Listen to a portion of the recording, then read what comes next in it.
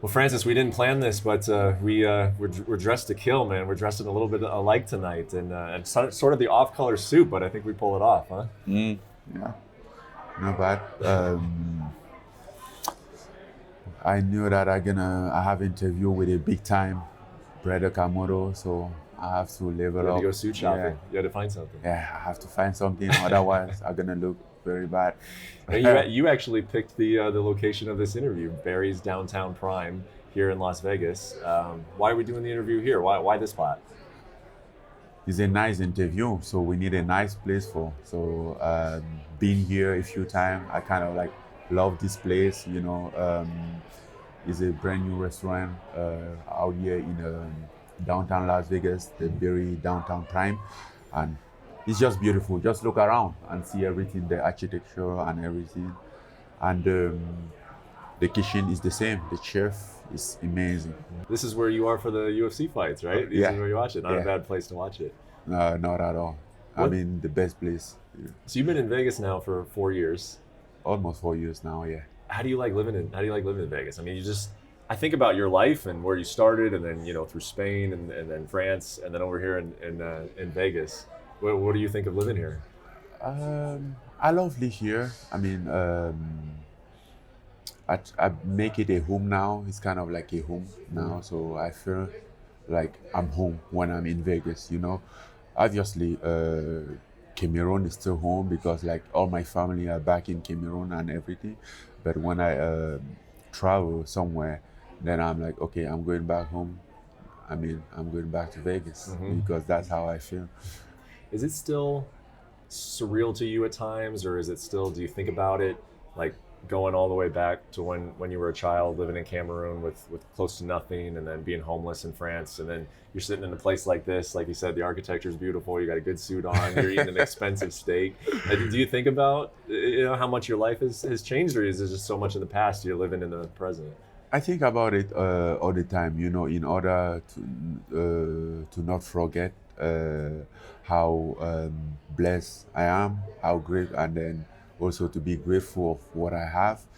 But and that's why I go home more often because like all the time when I go back to Cameroon, when I go back there, I can relate it to any situation there. Like I feel about, I see things there, and it just remember me like reminds me like 20 years ago just like this, 10 years ago just like this, because I was in that same situation tens of time, multiple time. And I think this is the beauty of it, like to be able to visualize my life now standing on that position is more enjoyable than just like think like, oh, I'm in the middle of this. Because if you let yourself trick, then you're just gonna fall in this like trap of society consumption that all the time need something. Oh, I need a new car, I need a nice house, I need better this, forgetting what you have already. So going back home all the time, seeing people who don't even know what they're gonna eat as a breakfast the next day, I'm like, where I was here not long ago. I'm doing great, I've been doing awesome, man. So it's kind of like allowed me to really feel and to visualize the journey that I've been through, and to also reset my goal to not to lose sight of it, because sometimes with all many things going on, you can lose focus on your target. But when you lost, it's like being in the middle of an ocean.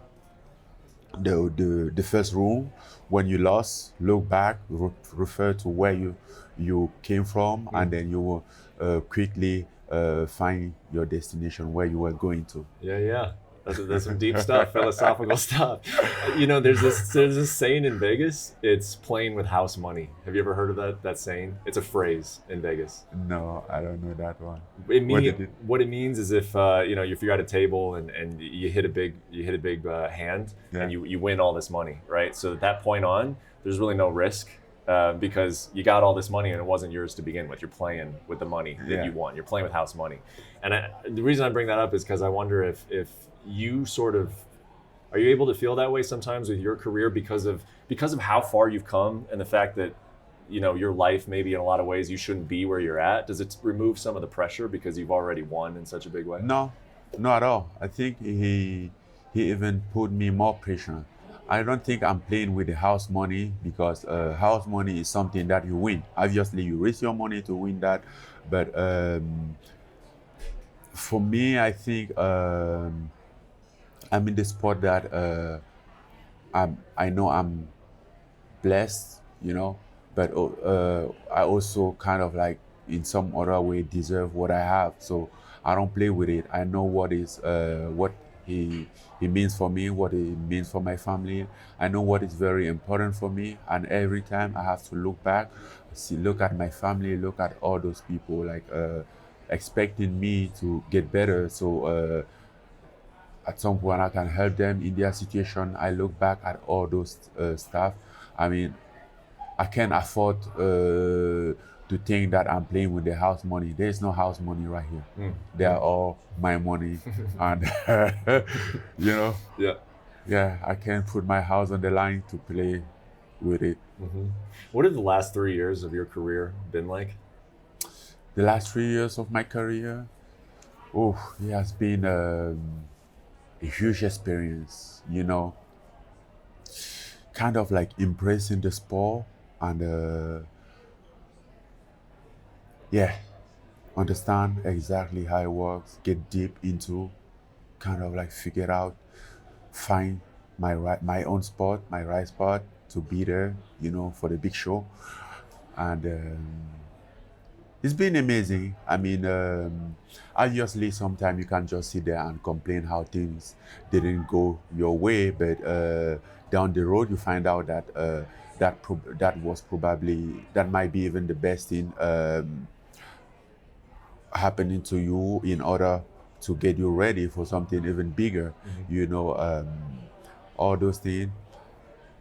Looking in my life back 3 years ago, I'm kind of like satisfied about it. I'm happy about it. Kind of like, I mean, sometimes that might sound like, I don't know how they say that in English, maybe selfish, but basically, we say even proud of of it, of myself, of what I have accomplished, of what I have go through and been through, and the way that I handle it, and the things that I have learned. Well, it's good to hear you say that because, in many ways, the last 3 years have been tremendous. You've had some great fights. You've had some very quick fights. You've added to your highlight reel, but you haven't been able to get to a spot where you thought you deserved. You felt like you deserved the title for a long time over these last 3 years. So it's good to hear that you feel positively about it. But what was it like, sort of waiting for an opportunity that you felt was yours, that you owned it that entire time? There is not like, I mean, I can't say something that I deserve it. We, as I said before, like we you get here and then start to get everything and feel like those things are granted. Nothing is very granted. Everything is just an opportunity, and when that you're gonna have, and try your best to have a best outcome of that opportunity. You can I could have been there and get frustrated about what I didn't have or what went wrong, but that wouldn't help me at all. There's always positive things around that you can take a look at, and then that can be like your drive, your motivation that you can look into, think about it, think about how well my family is doing, how secure they are, all those stuff, which for me is very important. Or they help me to like think about different things to get out, take away all that frustration. Because when I go home, for instance, I mean, what matter for me is my family. They like look at them, look at my mom. Imagine that she won't be like, I'm not afraid in the idea that she can get sick and don't be treated anymore. I'm like, okay, if ever she gets sick, we're gonna handle this no matter what, unless it's like really a death. But she won't just die because she can have a treatment. I mean, all those things make me feel happy, make me feel satisfied about something. And because for many years that has been my concern, has been my fear. So there is a lot of good things in my life that I can focus on at all time, not just to like, yeah, title fight is great, it's awesome. I mean, that's all what I'm fighting for. But other than that, there is still life going on. Do you ever think about, because I think about this as this fight comes up, that had you won the championship 3 years ago, though, and you had been on this run that you've been on, you knock out Curtis Blades in the first round, you knock out Cain Velasquez, you're accumulating all of these knockouts. Had you done that as a champion, I think you'd be maybe the biggest superstar in the UFC right now. No, I never think about it because I'm in the bottom of my heart, I know that could have never happened. It wouldn't be that fight, that championship fight. It would have been some other fight down the road. That fight allowed me to understand many things, to improve my game, my understanding about the game, the fighting game, and it wasn't the outcome that I was expected, what I wanted, but from that fight, I gained a lot from that fight. And I think in the future, the experience that I had in that fight will even get me farther than I could have been if I have won that fight. Can you talk about how would you describe the Francis? Not you can describe him from a stylistic standpoint, but also just the mentality. How would you describe that guy who fought Stipe in 2018? Who was that guy? I mean, the Francis who fought Stipe 3 years ago, he was almost the same guy. Only different was his inexperience in the business, in the fighting, high-level competition, because I didn't understand anything about it. I still remember I was asking myself, like, how did it feel to fight 3-round fight? Like, what did it look like? How do they get prepared for title fight? Like, how do the training camp looks like? Even though I didn't have an appropriate one. So I have all those questions going on. And to be honest, I was sitting in my hotel room, and just before the fight, like the fight week, I was like, okay, what next? After this, where am I going? What am I gonna do? And everything was just so blind. The future was just so blind. I couldn't see anything ahead. Like, it wasn't fun, I couldn't project myself farther. Something was there, stopped me of like seeing farther. What do you mean by that? What do you mean? What was next? Like, if you after that fight, you would potentially be champion and making money and defending the title. What do you mean that you couldn't see what was beyond that fight? I mean, personal wise, I was asking, like, okay, I didn't even know exactly if I won the fight, where would I go from the fight location? I'm like, okay, I'm going back to Vegas, in France, where? I mean, I wasn't in my spot at that specific moment. I didn't find my spot yet, and I was kind of like lost, navigating in the air, but didn't know exactly where to land. So how have you fixed that over the last 3 years? Well, you learn, you figure out, you understand that you had that problem at that moment in order not to let it comes again in the future. You kind of like find your spot. I found my spot, I found a place that I call home. I know, like, even though we are not yet in the fight week, I know exactly what I gonna do. If I take that, I win the bet, what gonna be next? I know that is kind of like clear in my mind what's gonna happen, where I gonna go, all those stuff, which wasn't the case 3 years ago. Did you go into that fight thinking you were going to win, though? or were you anxious and had doubts about that? Honestly, I mean, I think I'm gonna win, but honestly, I was in lack of emotion on that. I don't know if it was emotional something, but I wasn't there. I wasn't like in my right spot, you know. I wasn't like excited about it. It was kind of like weird. This was like a very weird moment of my career. So after that fight, I take a step back, trying to figure out, like, understand what's going on, what I did wrong, what I missed, why do I am I having all those blind spot. Man, he was just weird. He was just weird. I get in that octagon. I mean, sometimes I try to look that fight. I never watched the whole fight. Never watched the whole thing. Nah. But because I have it in memory. But when I try to look in the foot of the vision that fight, I don't recognize the guy. The guy looks like me, obviously, but for me, it's not me. I'm like, what the hell this guy is doing? Huh. You know?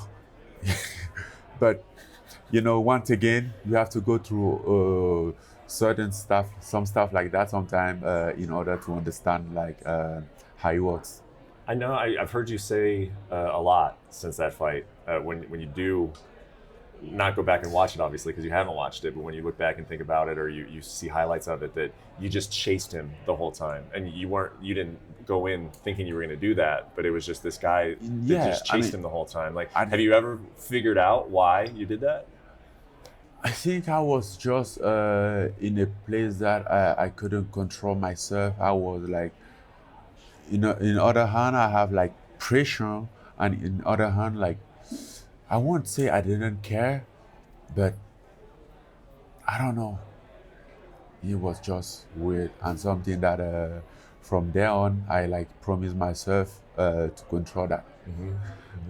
Did you ever get frustrated at Stipe at all, personally, just from a standpoint of just him fighting infrequently, not defending the belt as much? Because I feel like you were ready for this opportunity a while ago, right? And did you ever blame him, or was it just the circumstances?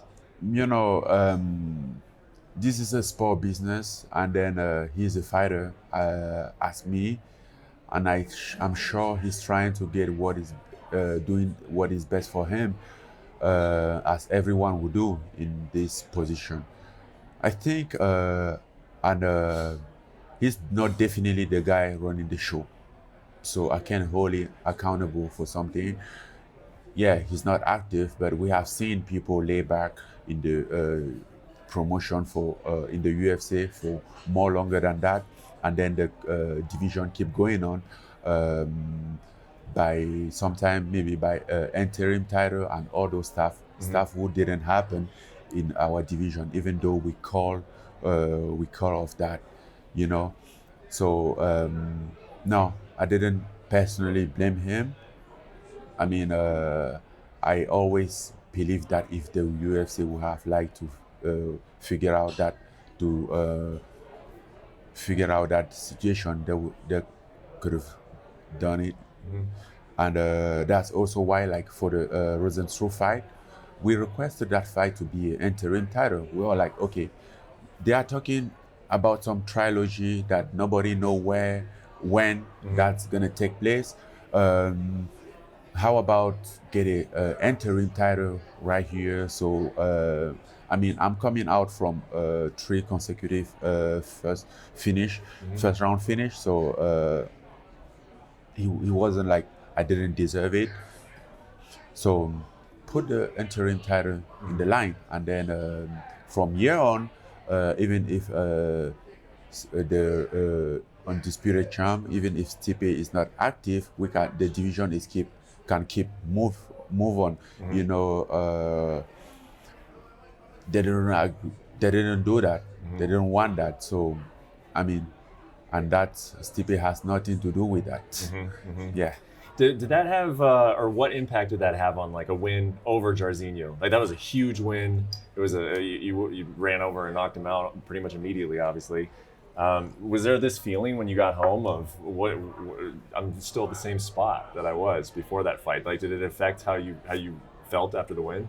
Actually, like the same night is not, and this is not like taking credit or something from Justin Gaethje, but I love this guy. He's like probably my best fighter out there that I watch all the time. Yeah. But after that, he was on the main event and he get the title, the interim title, and I was just thinking like we refer to this interim title to request our own. Like he was on three consecutive first round knockout, and I was in the same spot. Lightweight division was having trouble waiting for to have Khabib fight because of all what going on, the COVID and all these things. And then heavyweight division was having a trouble as well with the trilogy and all those things. So there, I was like going back to my hotel room, seeing that I was like, I would have go back home at least with an interim bed tonight, you know, and be able to fight sooner instead of like still waiting on a fight that I don't know what, where, and when is gonna happen. You know. So yes, I kind of like have a frustration about that, thinking is in at those situations we were very similar. Just from a standpoint of getting your life in order, and then also technically, because you know what you mentioned before, the Francis that went in and fought Stipe the first time, all the problems that you were having, and the, you know, just not knowing what the next step was going to be. When was all of that sorted? When were you ready to be a UFC champion? How long ago were you capable and ready for that? Even though you didn't get the opportunity to fight for it yet, when were you ready for it? I think I've been ready for this long time ago. Now, you know, after that fight, I put my together, like fix, look what is wrong exactly. He kind of like take me quite a bit of time, but I put everything together, like find the right team around me, you know, like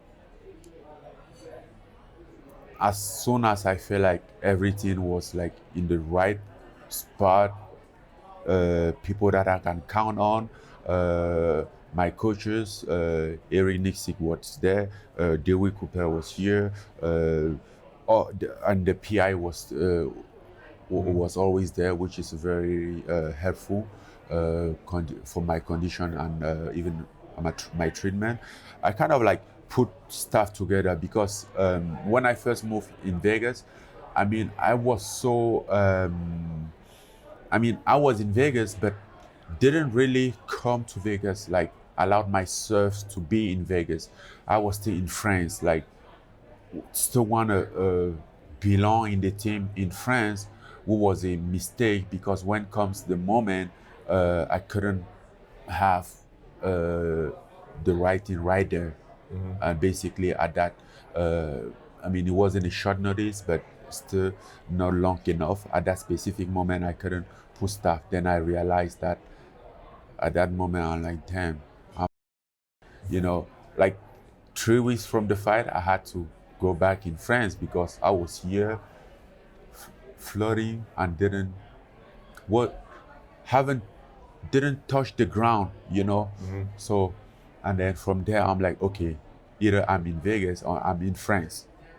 I have to collect myself, collect my stuff, put it together, and get ready whenever is a call. Either it's at midnight or 3 a.m. I'm gonna be ready with everything around. When you fought Stipe the first time, were you surprised though that he was able to take your shot? Because that first round was very competitive and you hit him with some good shots. Did you hit him? Because normally when you hit somebody, we're used to seeing them go down. Did you hit him with a shot that should have put him down? I don't know. I can't talk about that, but I know he was like, I know for sure he's very tough. That we give him credit for that, but I don't think I connect a clean shot, you know. Probably some shot that has took some people down. and he managed that very well. But you know, and that shouldn't be a problem because I wasn't. I mean, I should have been going there counting on like taking on one shot. You know, can just most of the time they just break people down with multiple shots. Be able to deliver as much as needed, and at the end when it get break down, maybe the last shots come at some point. And that's the follow-up question, though, is people are going to be talking about this when they're sitting on a desk. Analysts, Bisping and DC and Anik and Rogan, they're going to be saying, "Can Francis Ngannou fight for 25 minutes tonight if he needs to? Can you keep up a pace? Can you fight a fight for 25 minutes?" I mean, everybody. I fought 25 minutes that night. Yeah. I mean, in case if I have my mind right. You do. But you looked tired. You looked tired, and it looked like he had an advantage on you. So yeah, I was tired, and I think everyone going to 25 minutes get tired. Some people more than some, but everyone gets. Nobody come out fresh from 25 minutes of fight. But what I do know is like. I improve my space of pushing, my conditioning, my endurance, and everything. I work on that a lot, and I'm not expecting not to get tired in 25 minutes because that means something not right. I'm gonna be tired, but how far can I push? How farther can I push from the last time? This is the question, and I truly believe that I can go push way more than the last time. What will winning, and people get asked this all the time, what will winning a UFC championship mean to you? But I just think about the people back in Cameroon that you're wanting to help out, your family, the journey that you've been on. What will it mean to have a belt go around your waist? Man, that belt, for me it's kind of like, dealing with my childhood, done with this on sad childhood that I had, because that when unfortunately that's where my I had this dream of becoming a world champion. It was all based on a fruit of frustration over and over of my situation among other kids who was very miserable, and then the feeling that I had that I'm to be feeling low all the time, and at some point I had enough and promised myself to do something that are gonna be in the podium and in the first stage to prove them that I'm not as bad as they think. I might even be better. The only difference between us is that they have a chance to have a parent that can afford all those stuff that they have, but they aren't doing anything to deserve something better than me. I mean, I should have even deserved more than them, since I was working hard at that very young age, and they didn't even know what the hard work means at that time. But they were still looking at me like and I hated that look. And I'm like, okay, I'm gonna prove you're wrong. I'm gonna prove you guys that I'm better than you are. And that's when I set up, like, I found the goal. I assimilate that in the fact that I always love everything involve power and fighting, and that's how I come across with a dream of becoming a boxing world-class boxing champ. And so today, and for somehow I still have that hole. It might be weird, but it's very unsatisfied. Like talking about childhood, mine is not something that is. I mean, I don't find it fun to talk about it. It's not happy. For me, it's sad. And then I always admire people when I sit around and see people or friends or somebody else talking about their childhood, their friends when they were kids, all those things that they were doing, the cartoon, kind of like the culture. And I feel like those are the missing part in my life. And no matter what I do, I can like really fill it up. And yeah, that's why in some way I'm still like trying to deal with that childhood.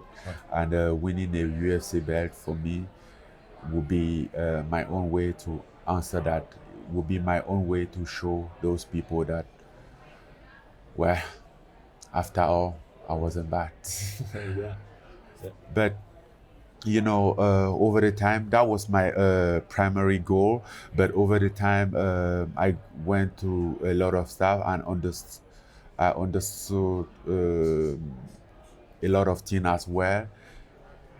And today, either I like or not,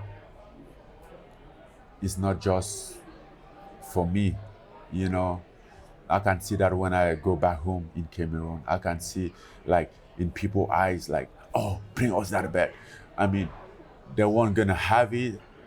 They are not going to have the belt, but the meaning of it, the hope, the expectation, the thing that comes behind that, because they know my story. I'm not a fairy tale that they are reading in the book or watching on the movie in the movie. They know my story. Most of them even know me growing up with them in those situations.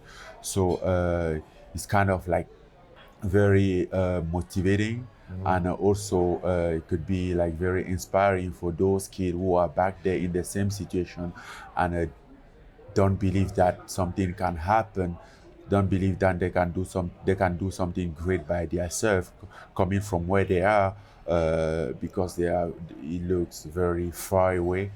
But you know, just to prove some idea wrong, you know, just to prove that if you want it, you can, no matter where you came from, and no matter how the road is hard, you can still make it if you hold on into it, and that's kind of like the thing. And knowing it could represent all that, I have to ask, what do you think you will do with the physical belt? What do you do with the actual championship belt? I don't know. The actual championship belt for me doesn't mean much. I mean, I'll hang it in my house, and what else? And I've been thinking about that actually. I was thinking like, I don't know. I was thinking of putting it in my foundation for kids to look at it as a drive, but I think there's many more kids who need to see that, maybe more than those who are in my foundation.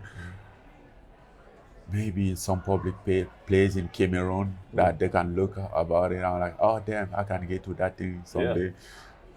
I mean, when I say get to that thing, I'm not talking about just being a fighter or a actual UFC champion, but just being a champion in the respective domain, in the respective dream. Either it's being a doctor or being a accountant or a journalist or whatever. As long as he achieve what is his dream, I think that would be his own belt. You know, is the win. From a competitive standpoint, because a lot of things you're talking about, what you're going to accomplish, it goes beyond sports. But just from a competitive standpoint, what do you think? I mean, when you look at this year, do you get as excited as someone like I do, the rest of us do, that you could fight Stipe Miocic, who is known as the greatest heavyweight of all time? Then you could fight John Jones, who is widely known as the greatest fighter of all time. What if you beat them both in the same calendar year? I mean, do you think about those types of things and what that would mean for you if you were able to do that? Yeah. It's been a year that I think even before the COVID hit, I was thinking about 2021 and have this little smile on my face, like that's gonna be my year. I don't know why exactly I thought that, but I still believe that 2021 is going to be my year. You know, I have this feeling and yeah, I think about it, and it's probably what's gonna happen. When do you And see? way more than that, way beyond that. Well, I was just going to ask about something beyond that. When do you see yourself fighting in France? That was something that the UFC was trying to work towards. When do you feel that happening? Uh, the pandemic holds everything right now. You can't really tell what exactly gonna happen and when. Especially with the COVID going on and all the restriction, and nobody knows when exactly this gonna be solved. So we will just wait and see. All right, last thing for you. This is a bit of a fun one here. I was talking to your manager today, and he asked me. He said, "Do you know Francis's nickname?" And I said, "Yeah, it's the Predator." And he said, "Ask him about his second nickname. It has something to do with vanilla." Can you tell me? Can you tell me what your second nickname is? No, it's not my nickname. No, we were in LA, and we were having a dinner, and they were talking about like a profile or some profile of uh, link, link, linking, stuff like that. And LinkedIn? yes, LinkedIn. Okay, And yeah. kind of like the name that people use, and also different profile. And they were like, well, no, it was about, yeah. Then we took some picture, and they were like, okay, then what would be like a profile name for this? I didn't know exactly what was the profile about. It wasn't TikTok, it was something. And they asked about, then just to make fun, I'm like, mine, then I'll put mine is vanilla 99. Vanilla Sweet 99. vanilla. Sweet vanilla 99. Everybody was so, I mean, it was so fun, they laugh, or, but I kind of like it, man. I mean, Predator suits you very well, but Francis, Sweet Vanilla, no, Ngannou? no, No? no, no, no. Well, man, we appreciate the time. You were very generous with it, and thanks for sharing everything going on ahead of the fight. And we're very much looking forward to the heavyweight title fight. Thank you very much. Thank you for having me. Thank you for watching ESPN on YouTube. For live streaming sports and premium content, subscribe to ESPN+.